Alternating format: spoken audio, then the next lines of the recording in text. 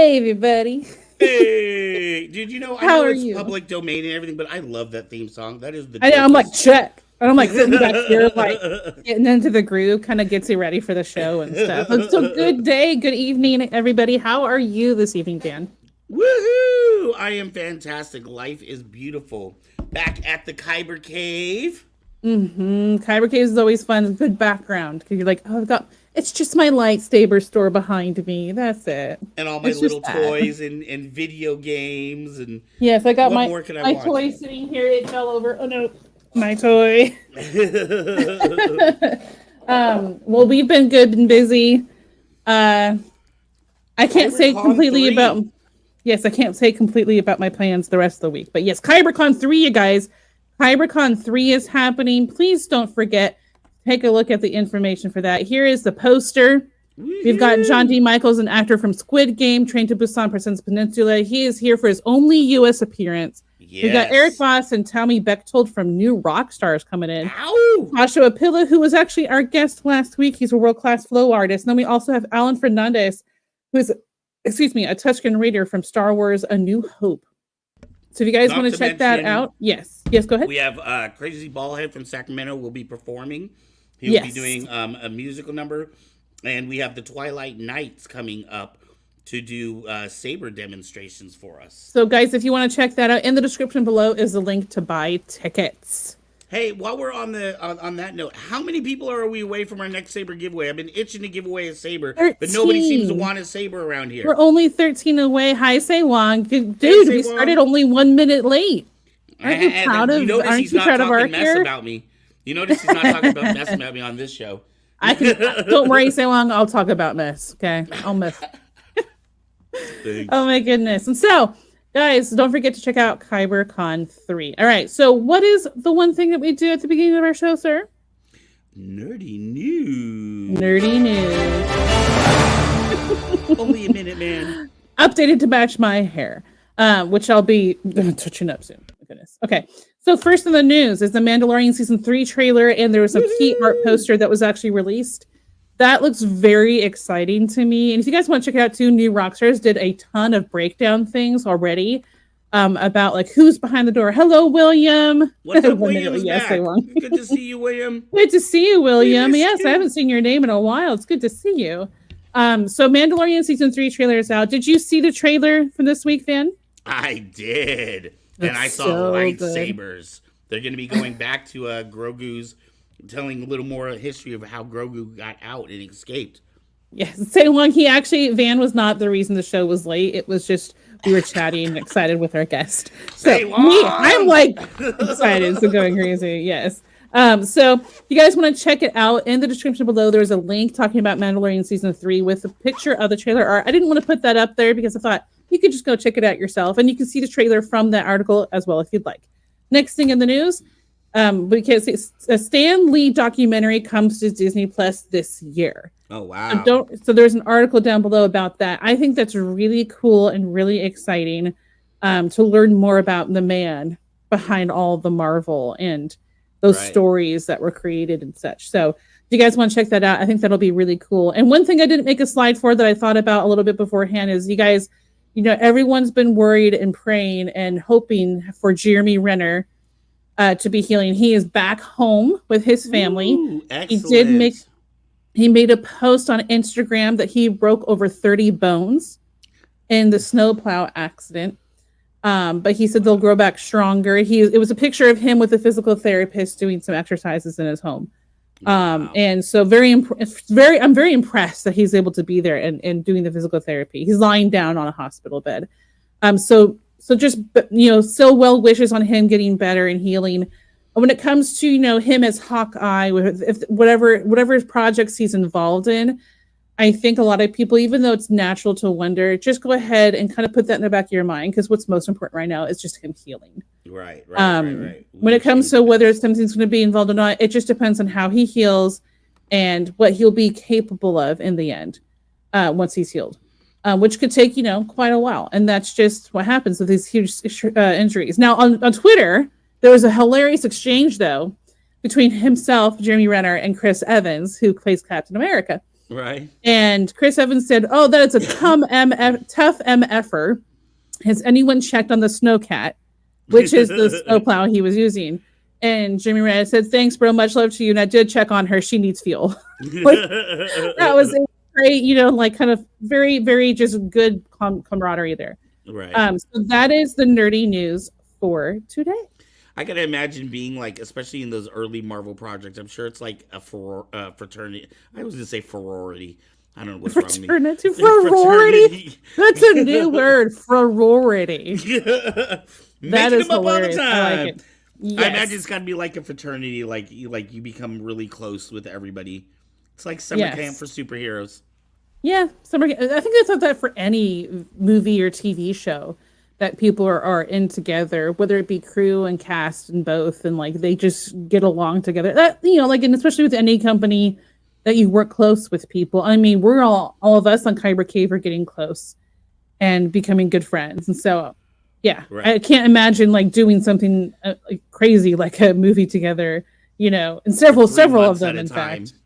Yes, exactly. All right, so moving on, we have our flow of the show. Woo-hoo! So this year, James Kaiser, our producer, is actually the flow of the show for this week. And there was this thing that they did called Spin Words that we showed you guys a couple weeks ago. Yes. And this is his contribution to that event. So, guys, without further ado, please enjoy Darth Cephalus. Woo!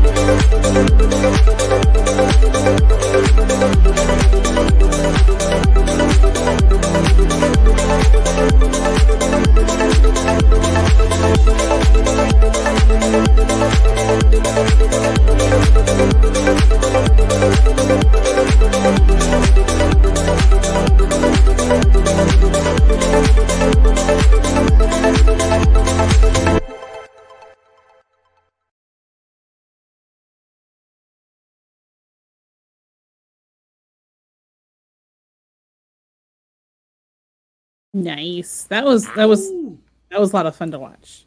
It was good seeing him not do fire this time. I was worried that he's going to set himself on fire, but I had a little bit of anxiety relief just seeing regular sabers this time.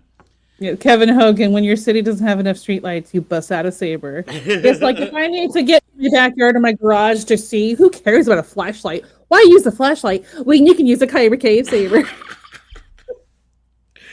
I actually do that when the power goes out, though. Those are my lights. Oh, I mean, I only have one. You probably have one in every room for you to be able to turn on. One for the bathroom. There's a big difference. You one for the bathroom. You just have it's like motion activated. You walk in,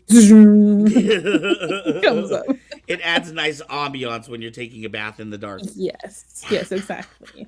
Sir, do you want to introduce our guest? Why don't you introduce our guest? Oh, okay. So, guys, we have had Fery Tomi on here before, and we're very excited to have him back again. He is a game director for EQ Studios. They have a second game coming out called Scene Investigators. And if you actually check out on our channel, Aubrey and I are actually playing the Paynes Creek Killings, which is their first game that came out 5 years ago. I think it was about 5 years ago. I think it was being 2017, but I played it 3 years ago.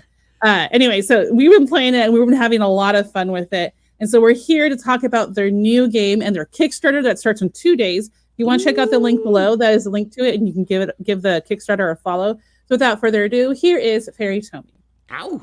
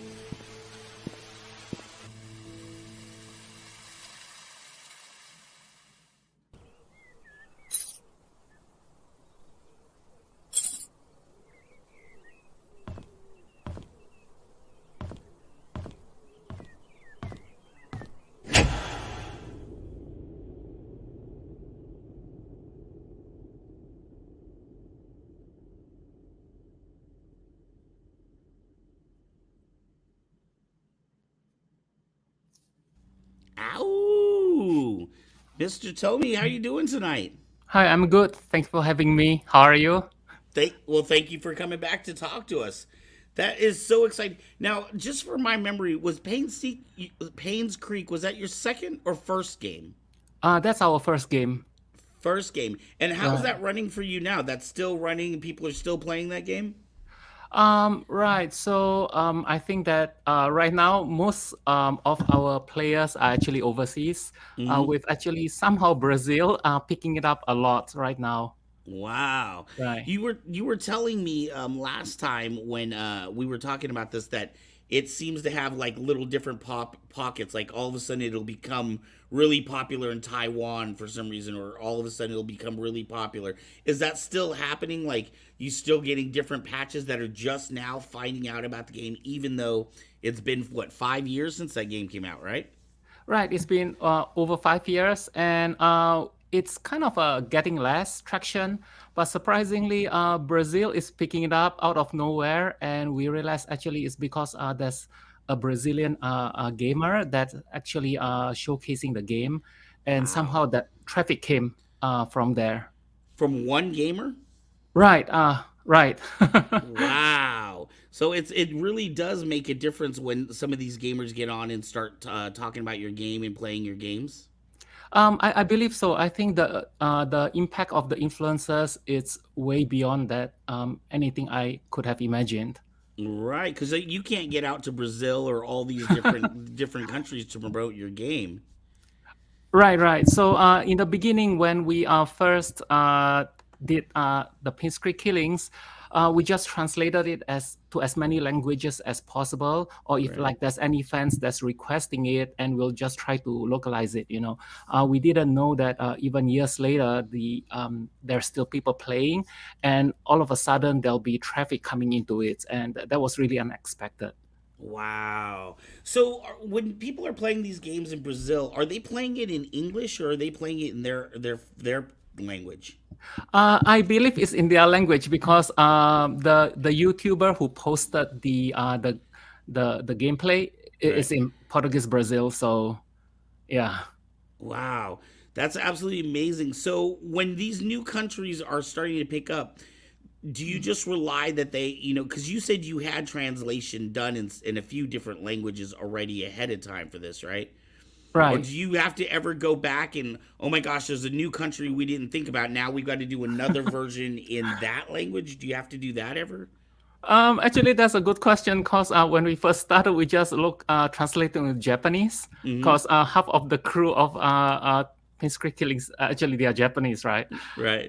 Then later on, we tried a few more because the Bullfinch team, I think they approached us for Russian and they did it actually for free and they did an amazing job, right?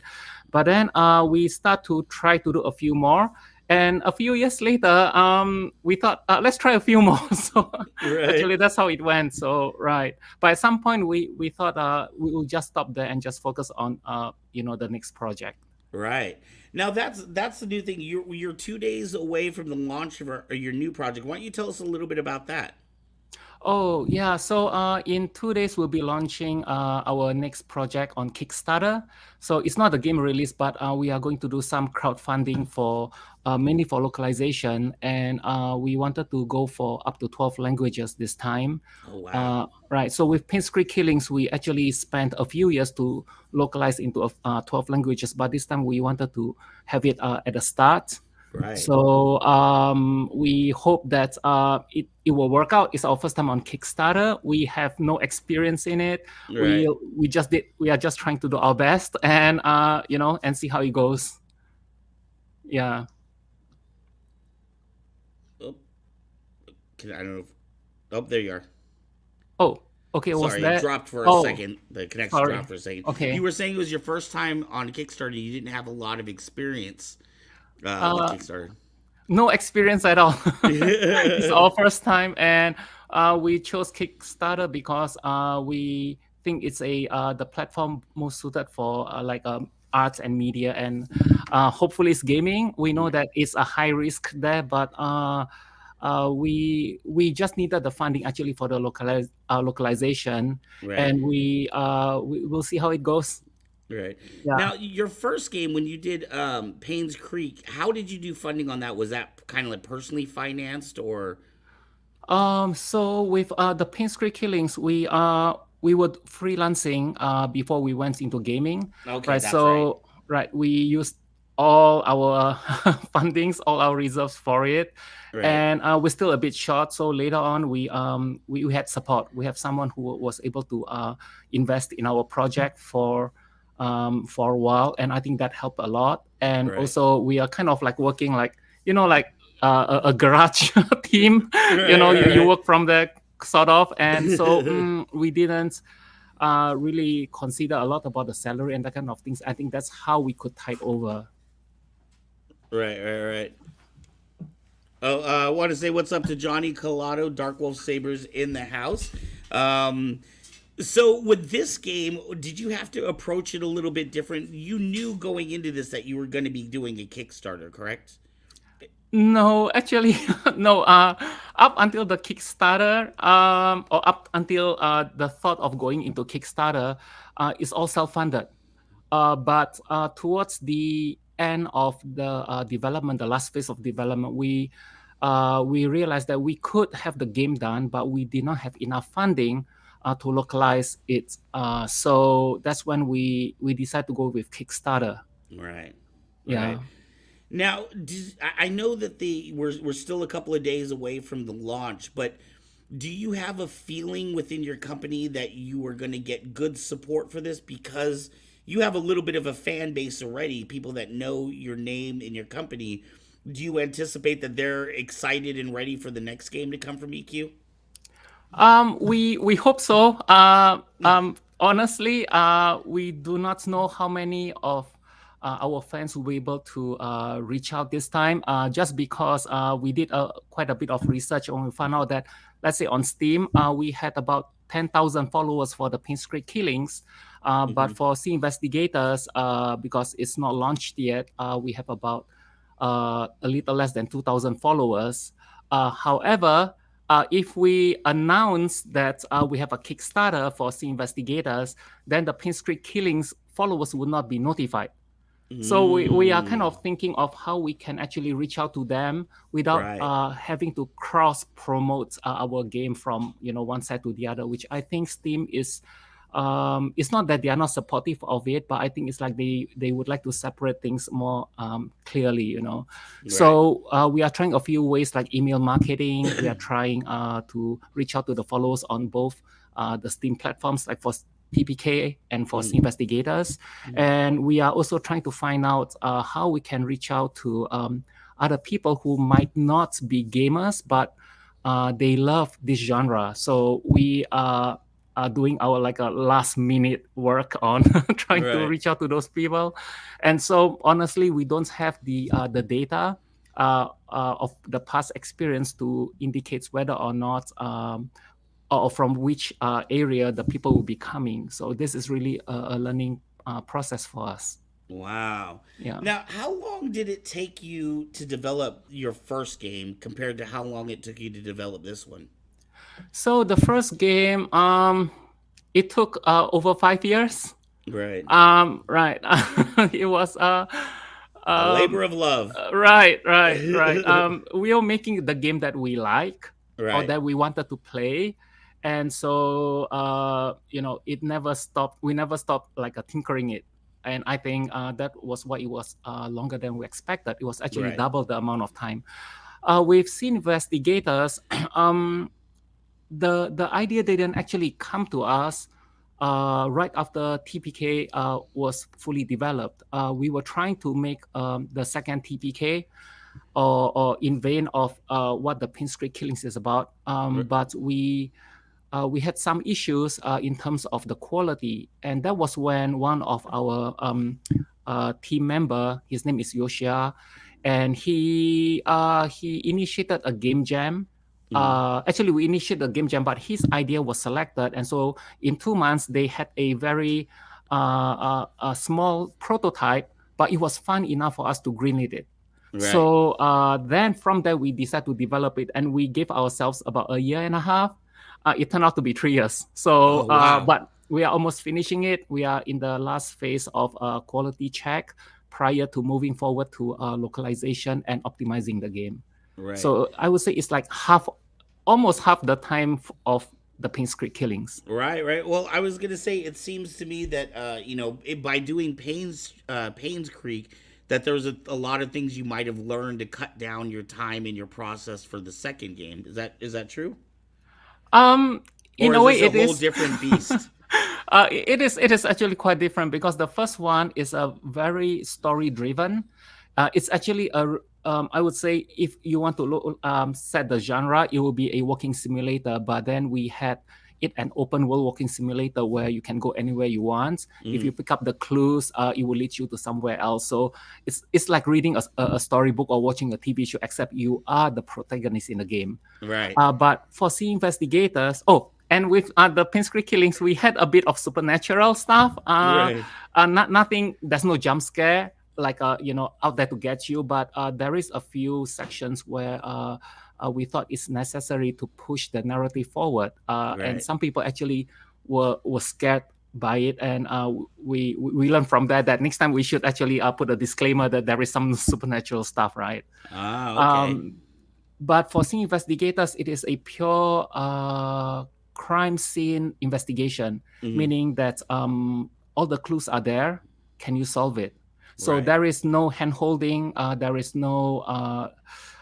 it's not that there's no narrative, but each crime scene has its own narrative. And what you get out of that, it's what you perceive the narrative to be. And so we have a number of crime scenes that encapsulate the whole game. And so each one has its own strength, its own flavor. Right. And it is because for Pins Creek Killings, I and one co-writer, her name is Yuri, she's from Japan. We developed the whole story in terms of like a film. There's a three act, and Right. within each act is an open world thing. The only thing that blocks each act from another is can you unlock that plot point? Right. Right. But for Sea Investigators, we had a few designers, and each one of them would actually design their own crime scene.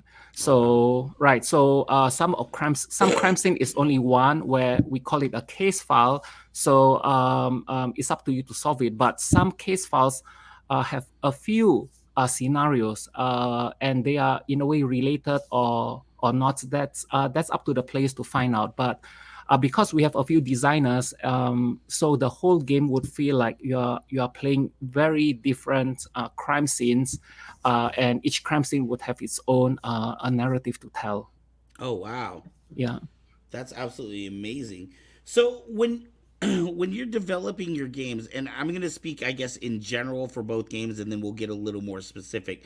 But when you're developing your games, do you have a person in mind? Like, do you envision, okay, the average player is going to be 25-year-old college student, or are they, because you were talking about putting a disclaimer on the beginning game. Is this something that's meant to be family appropriate games, or do you have specific people in mind when you're making these games? We only have the specific genre in mind, and so I think it will appeal to those fans. As for the age group, we can only say with our Pins Creek Killings, we found out that a lot of the players are actually from the mid 20s all the way to, I would say, even retirees. So That's and me. okay, so and a large group are actually women. We are really surprised because when we check on Steam, most gamers are male, Right. but the one that reviewed the games, a lot of them are women. Wow. So I think we didn't expect that. So for Scene Investigators, going to back again to Pins Creek a bit, is I think that what appeals to them is the story, and that actually the game mechanic is pretty simple, where you walk around, you collect clues, and one clue leads to another. So as you probe deeper, you get to understand more about what's happening, and you find out that actually there's no isolated story. All the NPCs or all the characters in Pain's Creek Killings, there's an interwoven web of storylines underneath. And so I think that that works for Pain's Creek Killings. For Sea Investigators, however, it is a much harder game. We will have a difficulty level for every case file. Oh, wow. And so that means that we are thinking that maybe anyone younger than 18 would find it difficult. Again, it's not like everyone, but if you have more experience in the real life, you will pick up things in the game a bit easier. But if you do not have that experience, then it might not, stumble. You will not stumble upon it and understand what it really means. So we have to cater to other. So in order to solve something, we have to think about other possible ways, so that if you miss the one way, you won't be able to get stuck. There's the possibilities to solve it. Right. We got a great question here from the audience. Kevin asked, as a game creator, do you put aspects of your life into the game like book authors do? That's a very good question. So for Pain's Creek Killings, I would say about a quarter of the diaries in there comes from our real life experience. And so to answer your question, yes. For Sea Investigators, I think that it's not that they put their story in it, but when you play that a specific case file, you can really tell that who the designer is, because it reflects that person, whether it's a he or she, that this is who she is. If she loves narrative, the case file is really narrative driven, as opposed to if he loves puzzle. You can really tell that there's a lot of puzzle centric design in it. Right. But it doesn't feel disjointed at all, does it? Like, do you feel like, oh, I'm moving into a completely different game? Or does it feel very connected still, even though you have different people working on different rooms or cases on there? So that's you have to wait until the game comes out. And I would like to hear your response. I want to see what you guys think. Right. How do you feel about this? Like, I almost envision it's almost like having a second child, right? Like, do you love this one as much as Pain's Creek, or does Pain's Creek have a special place in your heart because it's the first one, or how are your emotional feelings about this? Pain's Creek was really our pet project. It was really something that we really wanted to make, as opposed to we needed the money or like a job. We kind of abandoned or we dropped all our freelance work in order to make the game, and so I think that has a special place in our hearts. For this one, I'm actually the project director, so I focus on whether or not the team are okay. Are they mentally healthy? Are they overworked and that kind of things? And I also look at whether or not the project can be greenlit and that kind of things, right? But even though it's very different, but what I can say is we really focus on trying to deliver the best that we can, because we know that once it's out there, we cannot take it back. Of course you can patch the game, but that's not what is supposed to be like. We shouldn't just patch it because it's not working. When it's out, it should be like, we think that this is really the final release, and any patches is probably because we didn't really do a great job prior to release. Yeah. Do you feel like because now we've got two games that are kind of in the mystery investigation realm, right? Do you feel like you're kind of building a niche for yourself, or could you ever envision yourself doing like a first person shooter kind of a game, or? We never thought of going into the murder mystery investigation genre. I love role playing games. Mm-hmm. My favorite game is EverQuest. Mm-hmm. A very old school MMO where everything has to be earned. Right, right, And I grew up with point and click games, adventure games like Monkey Island, King's Quest, and I love those. But when we decided to do Pinstripe Killings, that was actually because of the limitation that we had. Coming from a 3D background, working using Maya, and we just wanted to see if we can make a game. And so we can only utilize what the tool sets we have, right? So we've right, never done FPS, we have never done MMOs. We couldn't even tackle those. We don't even know how to build a server at that time, right? right. So what we can do is just create what we are comfortable with, but utilize the strength, which is probably storytelling. Right. And so that's how Pinstripe Killing was born. So I think that we've seen Investigators, we continue to go this route, Right. and somehow because of the fans and the comments we received, we realized that even for Pinstripe Killings, even though it's just a game that we wanted to make because we wanted to play a game that we could be a detective or an investigator in it, and that somehow appeals to the right audience. And so going down to Sea Investigators, it is the pet project of, I would say, Yoshiha, which means that he really wanted to make a game like that. And so we made it. And if it succeeds, it probably would mean that the detective genre is a strength of ours, and we would continue down the path. But we are open to others because we have our project manager. I asked him to be project manager to maintain all so that everything flows. His name is Moses. He's not into walking simulators. He loves first-person shooters, and his proof of concept is I think a first-person shooter type of game. So I'm kind of waiting for his demo in order to see if it's greenlit. So let's see how it goes. Right. But going back to your question is that I think we found out that investigation is a strength of ours, and we probably will continue down this path. But we have room to expand in other genres. Right. Does popular culture or even what other game companies are making, do they affect or influence what you guys do? It seems like in the last few years, a lot of the horror movies have become more suspenseful. They're not as, like in the 80s, you had a lot of slasher horror movies and it was all about the blood and gore. But as, movies have evolved, we see a lot of movies like Inception or things like that are really kind of cerebral movies. Does popular culture have an effect on what you guys do, or are you just making the games that you want to play?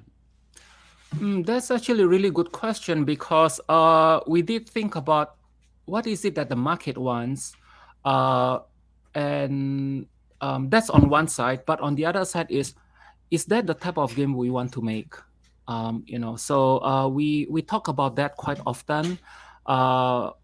However, despite that being a very real thing, which is what the market wants, we feel that we should still make the games that we would love playing and try to reach out to the audience so that they could actually enjoy the type of game that we are making. So, for example, for Pinstripe Killings, we really love the investigation TV shows like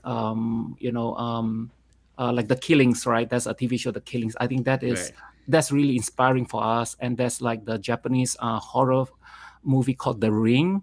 Even though it's horror, but it's really an investigation process. So when we are making that game, we just wanted to make one that would allow us to feel like we are really an investigator in a game. And we research the market, which means we play the games that are detective, but most of them aren't what we expected. Either they are they have a lot of hand holding because they are afraid you might not be able to progress, or they are pretty linear because they want to make sure that you can move on. There's a few good ones like LA Noir, which is very groundbreaking at that time. Right. And there's like Gone Home, which is very short, but it allows you to have the freedom to explore the whole house as if you are really investigating, right? So we look at those and we are thinking like, how can we make those that fit what we would love to play? And so we use those as an inspiration, and then we actually build upon that. I think that bottom line is we do make the games that we love to play. But at the same time, we read all the comments and all the response of the fans, and we can see that, like, for example, for Pinstrick Killings, the ending, some people are really horrified and they really hated it, and we feel sorry about that. So for our next game, we decide that we will not try to avoid this kind of mistakes, and we want to be more transparent upfront, so that, like, if there is any kind of supernatural stuff, we want them to at least understand there is to a certain degree, so that they wouldn't have to be have a negative feeling when they are playing it, so that kind of stuff. Right. So Mezzo loved the ending. And right. Thank you. So I think we kind of covered this, but just to get that out there, there was it looks like a question. You have beta testers that offer insight, correct? So you're constantly having people try out the game and see what aspects they like about it before you release. We do for Pinstrick Killings, we did up to about 10 iterations of internal playtests before we have a public playtest. But even that public playtest, the beta playtest, is not really meant for everyone, because if you know who the killer is, there's no point to play the game, unfortunately, right? But if you are making a game like an MMO, you need a lot of playtesters in order to to find the bugs and balance out your game. But in our case, it's very limited. So we have those testers, but it is a handful. So for C investigators is also the same. Right. Now, do you find yourself, you were talking about LA Noir, do you find yourself pulling inspiration from other games for maybe gameplay, maybe the way the controller works or the way camera angles work? Or do you try to isolate yourself so that you can't ever be compared to, oh, they look like they're just trying to copy these guys over here? That's another really good question. Because when I went to San Francisco, when I was studying art at that time, I remember my instructor telling me that if you want to be a good artist, you have to go out and observe nature. Because if you only observe artists, you can only copy up to their level, and you cannot go beyond that. But if you want to learn about color, go to nature and see how beautiful it is, and then try to mimic it, and then learn in the process. So when we were doing the Pinstrick Killings, it's true that Gone Home or LA Noir, actually LA Noir was not part of the games that inspired us, but it is something that we look into. But like game like Gone Home, The Vanishing of Ethan Carter, The Vanishing Hitchhiker, is a point and click hidden object game, but the atmosphere were there. So we took inspiration from there. But when it comes to making the game, actually most of the inspiration came outside of game. We knew that if we look at a game and we loved it, we will only mimic it up to that level. But if we get inspiration from, let's say, other medium like books or TV show or films, we have no concept of how to make the game, except how can we translate that experience we have in the film into a medium that is interactive, and then we would try to make it work, And then once it's done, then we would go and look at other games. How would they do the UI? How would they do the user experience? How would they tackle that? And then we'll see, is there a compromise we need to find in order to make like a real life experience, but make it work in a game? Right. So, like for example, one of them has to do with one of our team members said that we should have a fast travel, and in the end we decided not to because we felt that if you do a fast travel, it breaks the immersion. Right. Right. However, right now, 5 years later, I think that if we would go back and remake it, we'll put a fast travel because it's a quality of life improvements for the player's time, So, yeah, something like that. Right. Now, as a company, are you guys comfortable? I realize the two games you have now are investigation games, right? You're very in that genre. But let's say your research led you to find that your customers want more gore. They want blood and guts in their investigation games. Are you, as a company, comfortable to make changes outside of what you typically do to give those fans what they want, or are there certain places like, oh, we don't want to look like Resident Evil. We're not trying to be a jump scare kind of company. I think that we will always listen to what the fans are voicing. However, we do think that it is also based on the game design concept that is being greenlit. And let's say, for example, Sea Investigators is not out, but we already have the third project planned. And so we are going to do location scouting right before the launch of Sea Investigators because we have a bit of time, right? So prior to going for the location scouting, we have the game design concept already drafted. And so let's say when Sea Investigators come out and it has a good review, let's say, and there's more fans who actually wanted that more than the pinstripe killings, then we will consider whether or not to have another group working on, say, the Sea Investigators type of game, while still keeping the the third project, which is more in line with the pinstripe killings. Right. So I don't think we will like totally change it because this is what the fans want. Because ultimately, I think that what the team wants to make is very important. What they want to make can be achieved, I think that there will be an audience that they can actually reach out to. But we will definitely look at what the fans want and then consider whether or not there's a possibility for another project. Right. Graveyard says, I'm watching Mezzo and Kyber play Payne's Creek Killing. I'm super excited for your next game. Here's a comment here that I find very interesting. I think you're in a unique position to explain or talk about this. AbilityV's Live says, I wish game developers would be more brave and include mobility disabilities as part of their experience. So this gentleman happens to be a person in a wheelchair.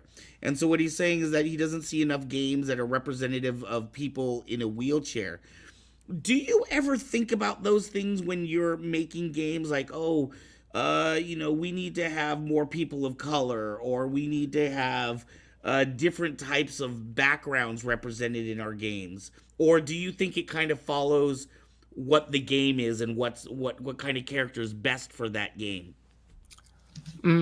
So regarding disabilities, I think that that's something that definitely needs to be catered, to be thought of.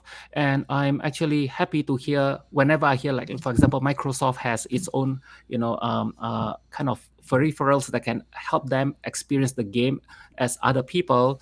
And I think Sony is trying to do that as well. Like they have something coming up, as for the content, well, I think that characters in the game itself, not just helping people with disabilities play the games, but having a character in a wheelchair, or maybe somebody who's on, arm braces or something like that. Is that something that really has to be, it kind of has to fit the game, or are you able to add characters in? Maybe the local town sheriff is in a wheelchair or something like that.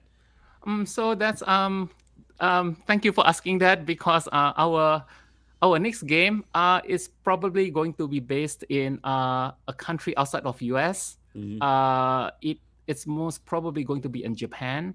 And so some ideas revolving that has to be people who are actually handicapped. So for example, we went to Japan to do research, and I went to an arcade because Japan has a lot of arcades still, Right. and over there I saw a young girl. I think she's no older than 18 or 19, and she was kind of cleaning the cabinets there. Mhm. And after she finished cleaning, she went to the other section to clean, and I realized she was limping, and I realized she was actually handicapped. Mhm. So I stood there for a while, and I tried to observe and try to see her routine, like what would she do, and I realized she's pretty alone.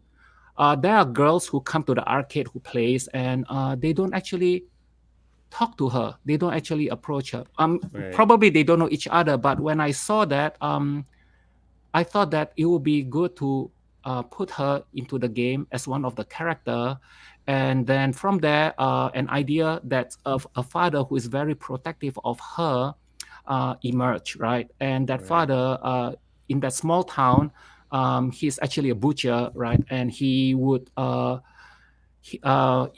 if you as the player who is the protagonist of the game is trying to solve a mystery, and you realize that she could have been one of the witnesses, now Oh, you wow. approach the father and say, can I talk to your daughter?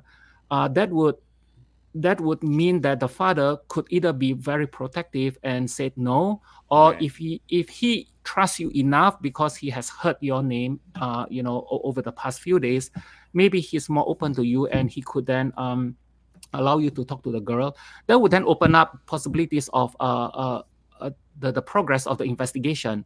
But the investigation is just the journey of the player, but the handicapped girl would be vital to the storyline. So Right. so I realized that the characters, whether or not they are a specific race or not, or they are multi-race, would we include if it serves the purpose? Definitely, there is Mhm.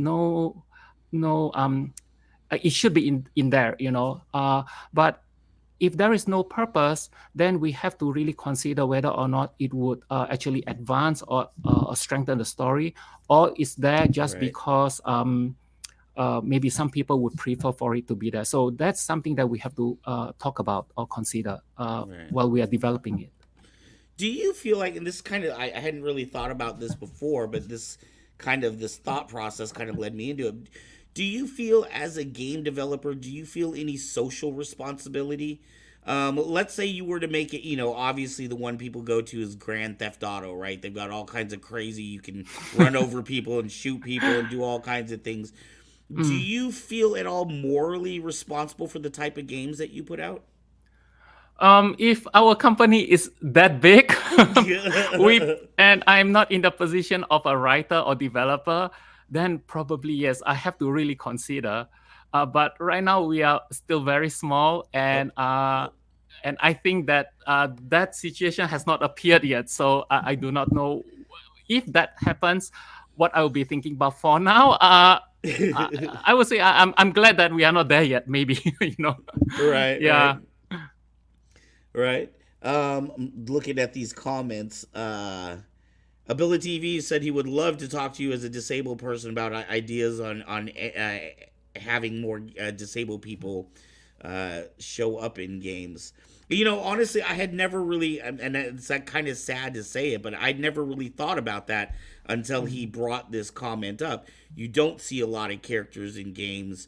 And I know here at Kyber Cave, right, we sell lightsabers. One of the things I often say is I call us the island of misfit toys. A lot of times, people that are into Star Wars or things like that, there is a segment of our population who maybe when they were growing up, maybe they had a disability and they couldn't go out and play with the other kids, so they spent a lot of times getting into video games and comic books and Star Wars and things like that. So I do feel like our population, we do have a little more people than other segments of people with disabilities. Um, Mm. and so, I know for us, like when we have saber battles, we do sometimes have we'll have wheelchair bouts with people that are in wheelchairs. So it's important for us to be as um, uh, diverse as possible to show all of the people that might, you know, play the games or get a saber or something like that. Is that something that you think? Do you think a lot of that is changing? Do you see other games doing that, or is that kind of a rare thing to be as inclusive? I know in today's society we hear a lot about the LBGT movement, and people are trying to be more inclusive with having gay and straight people. But do you see other segments that could be represented better in video games?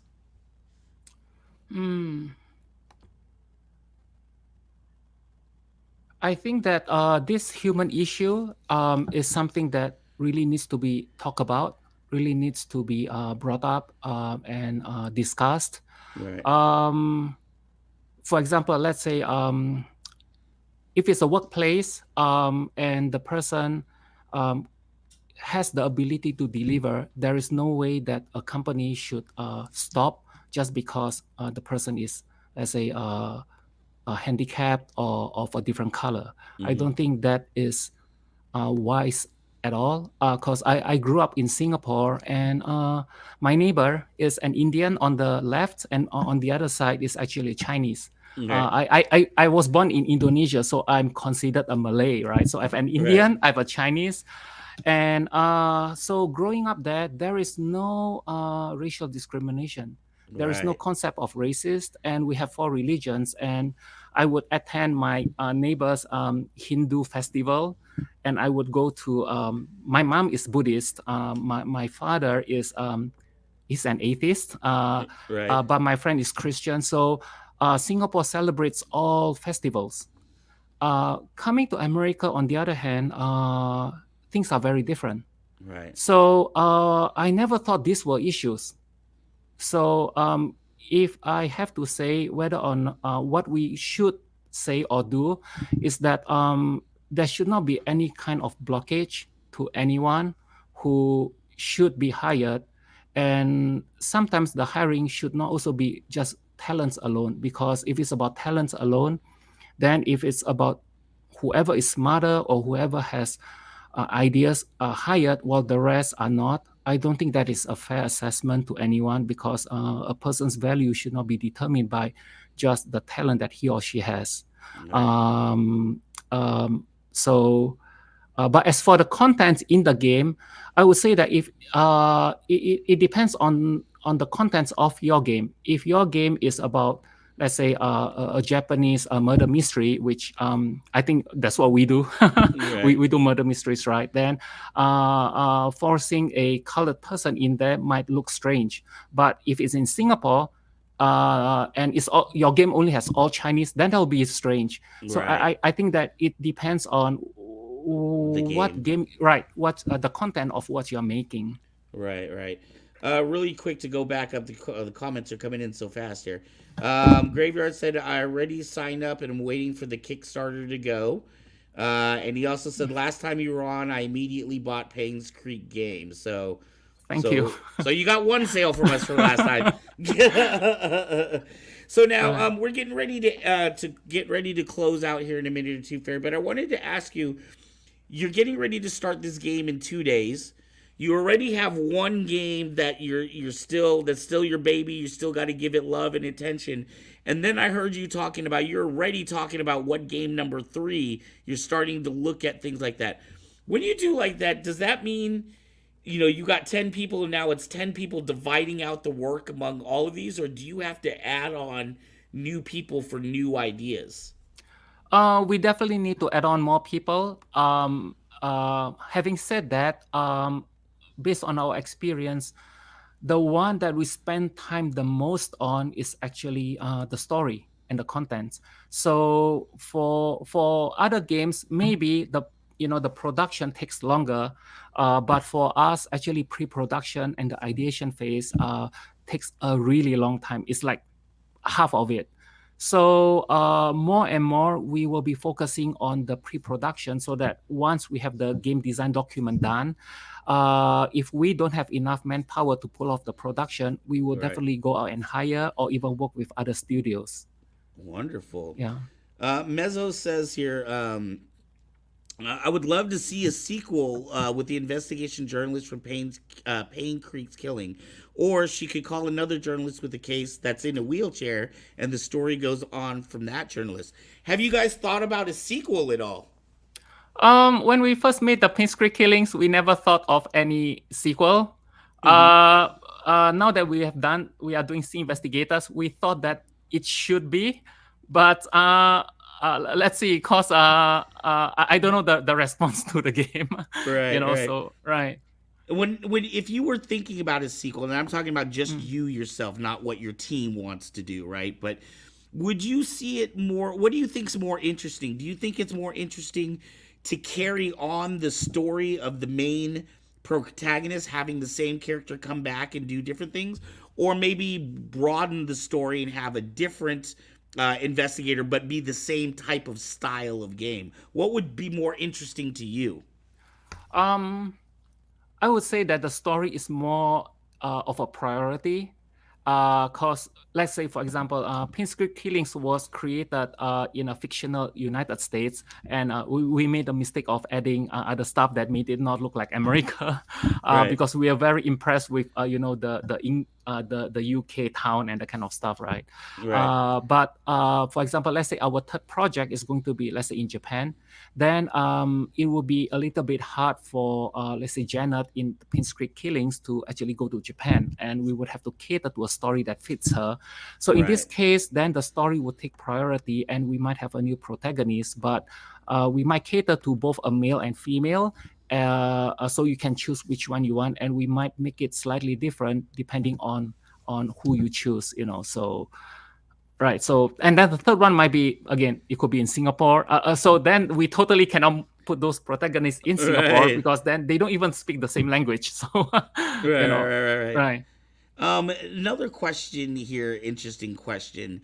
Do you think one of your games could be a show or a movie with all the background and the lore? Could you ever see a Netflix coming and knocking on your door and saying, well, that's a good example. Last of Us, as I'm sure you know, just came out on Netflix, and that has been hugely, it seems like, very well accepted, very well loved and received.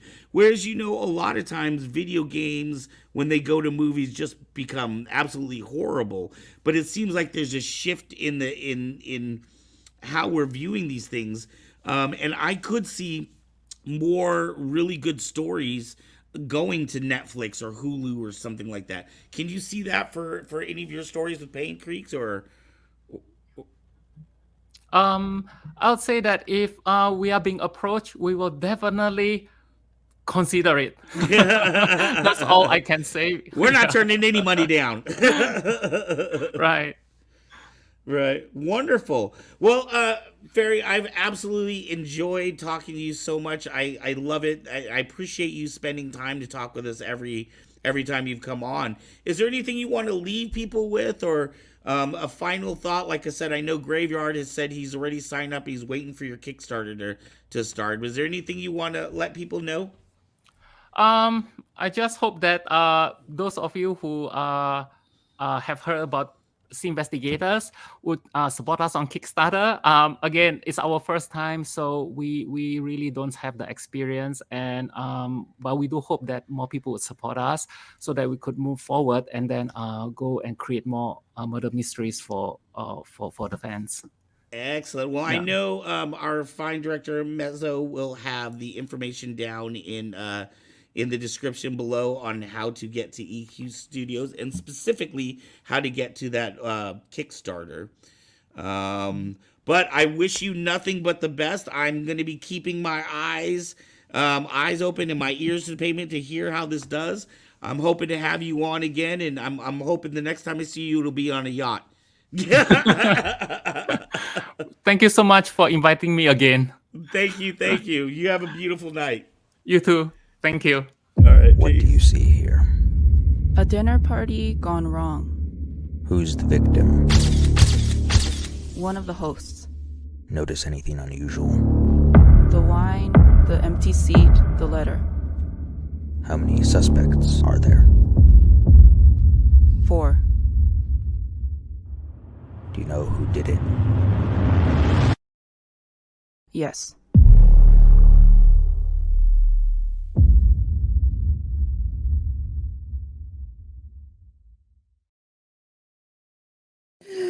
Excuse me, Mr. Tomi, tell your team arigato gozaimasu. I'm so excited. Yes. Thank you so are you much. guys gonna be playing that when it comes out? Yeah, actually, so after we finish Payne's Creek Killings, Aubrey and I are gonna do the demo on the channel, and then when it comes out, like, really ask. Oh, you know what? You know what? It might be even cool if Fery would ever like do this, or maybe one of the people in the team. Wouldn't it be cool to have one of the people in the team sitting in on the game and like they could tell us like, watching our behind the scenes- reactions and Yeah, they could tell us like behind the scenes stuff. Like, yeah, when I did this scene, I was eating a chili cheese like dog, and those the DVD mustard fell off. commentaries. Yeah. Kind of like those old DVD commentaries in movies where Oh my like God, am I the dating how old actors we are? or director would watch a movie and make comments about like background stuff.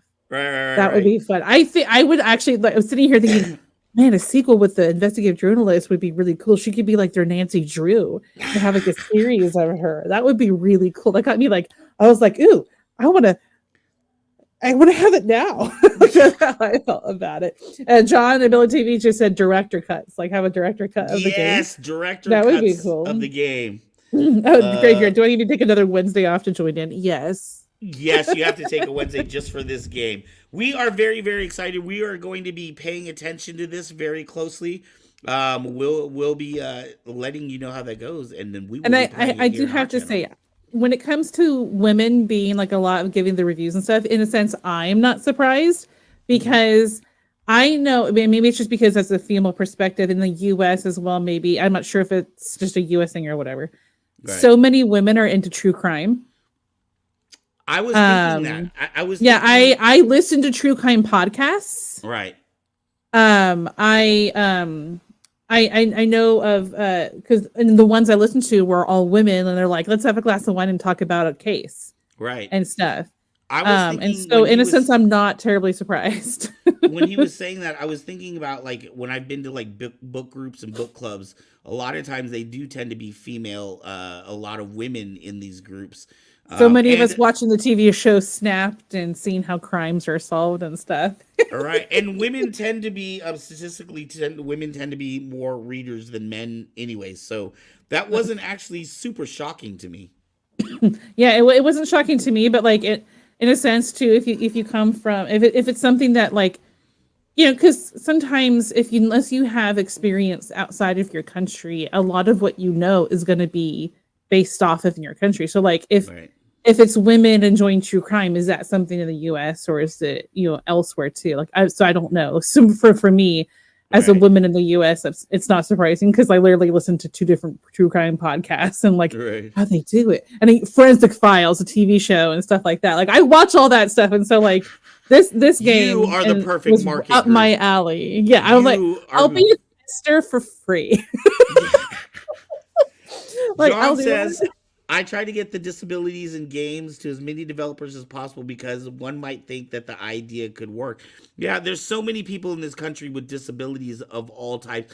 In fact, on our other show, Hearts of Kyber, we were even talking about what was that game that you were mentioning that talks about psychosis? Okay, so there's a game called Hellblade Henua's Sacrifice. It's actually the main character has psychosis.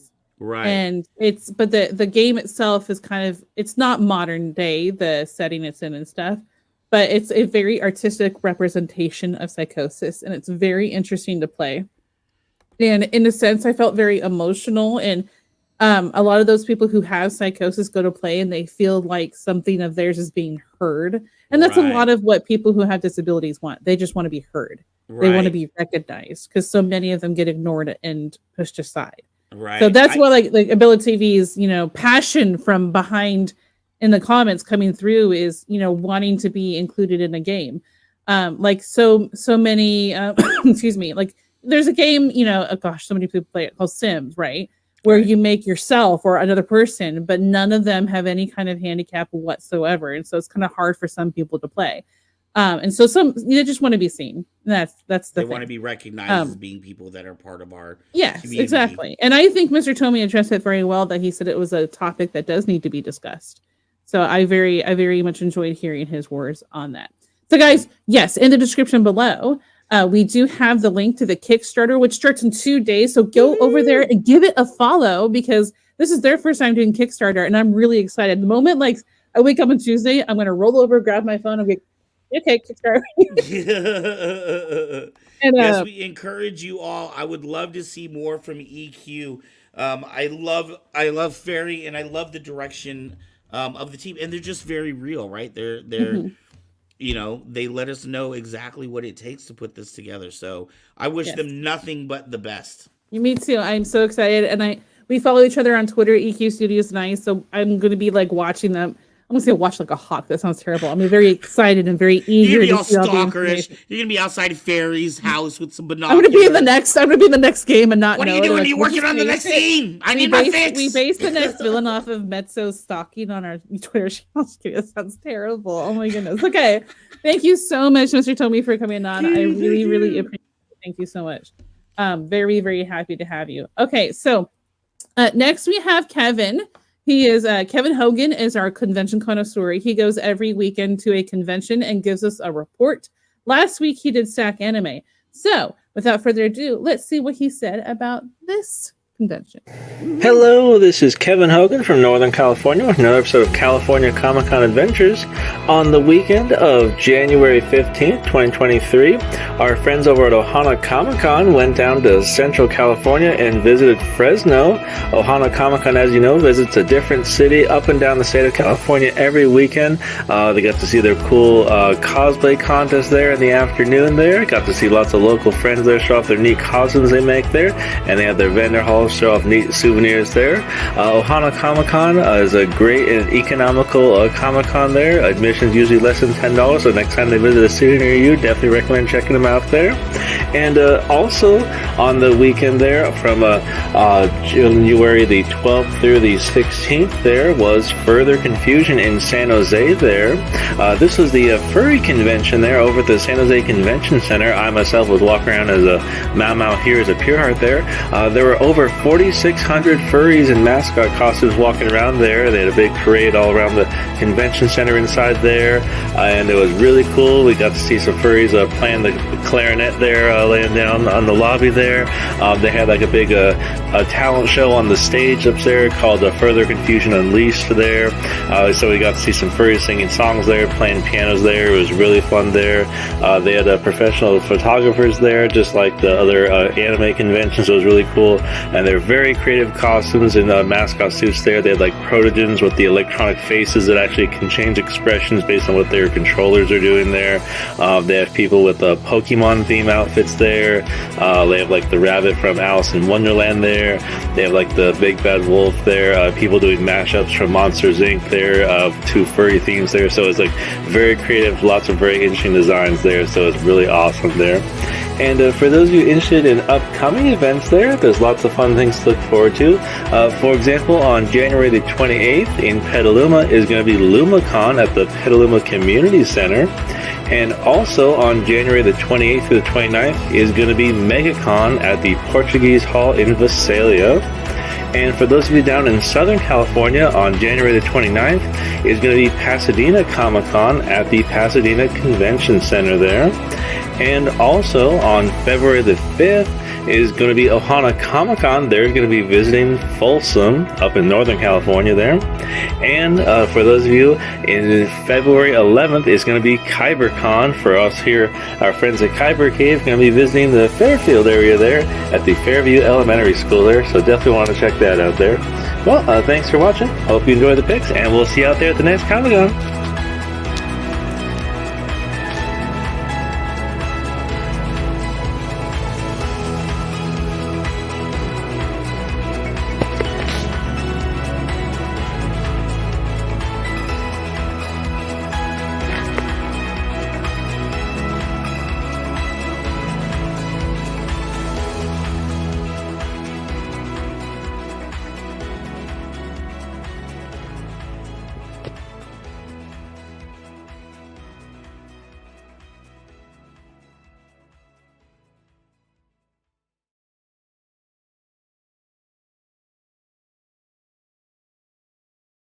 He mentioned KYBER CON. I was going to say, first off, I wanted to thank They Mostly Pot Out at Night, mostly for being an official sponsor of KYBER Con, and they aren't even going to be there. They're way across the. I know, but if you see Graveyard in the comments, he is one of the hosts of We Mostly Pod Out at Night. Mostly, he is a good friend of ours, and he's actually our main guy on our Retro Alcove. So we have our gaming uploads, right? The Retro Alcove is we play retro games, right? So this weekend, he and I just recorded a couple episodes of Myst.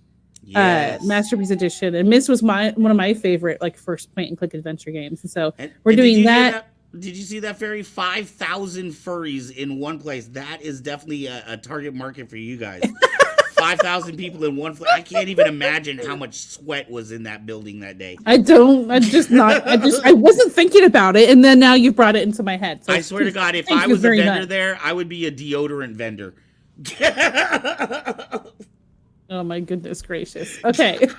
I had something to say and I forgot because you just totally make me forget. Sorry. All right, thank you, Mr. Hogan. Thank you, Kevin Hogan, for bringing us the information about the con.